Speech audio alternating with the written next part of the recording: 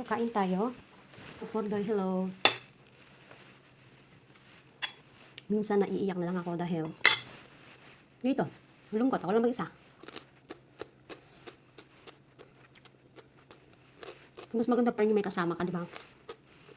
Minsan masasabi ko rin, okay lang din na mag-isa ako at least. Makapag-isip-isip ako, muni-muni. Ang sarap ng ham. Tapos may rice pa.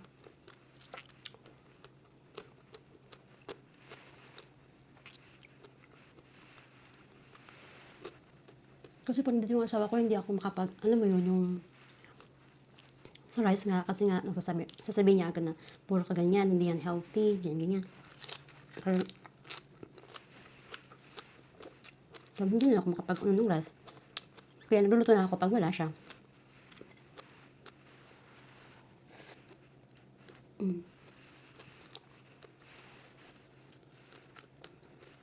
Nakalimutan ko na sarap ako ng camera. Pag wala nakatingin, yung kain natin talagang kung paano tayo kumain as in, yung harap ko ng camera.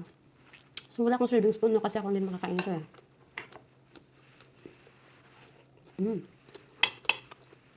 Ang sarap ng luto niya.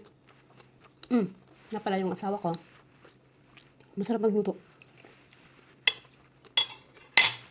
Yung mga luto-luto ko lang, sobrang simple lang. Yung sabaw-sabaw, prito-prito. Ganyan. Ayan, may lubid pa, oh. May lubid pa sa belly. Kaya matanggal yan. May lubid. Napay pisi. Ay, init.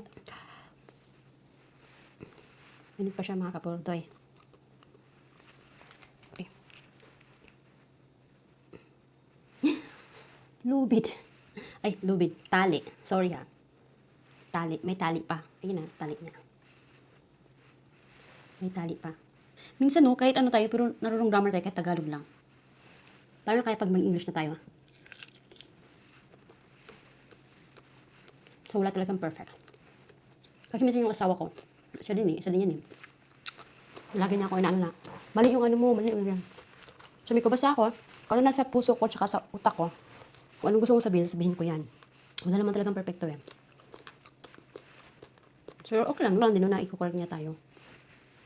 Pero minsan, sabi ko sa kanya, wag mo ko i-correct pag nasa public tayo kasi nakakahiya, sabi ko sa kanya. Tsaka hindi maganda i-correct mo yung asawa mo pag nasa public. Dapat dito lang sa bahay, dito mga kakausapin, ganyan.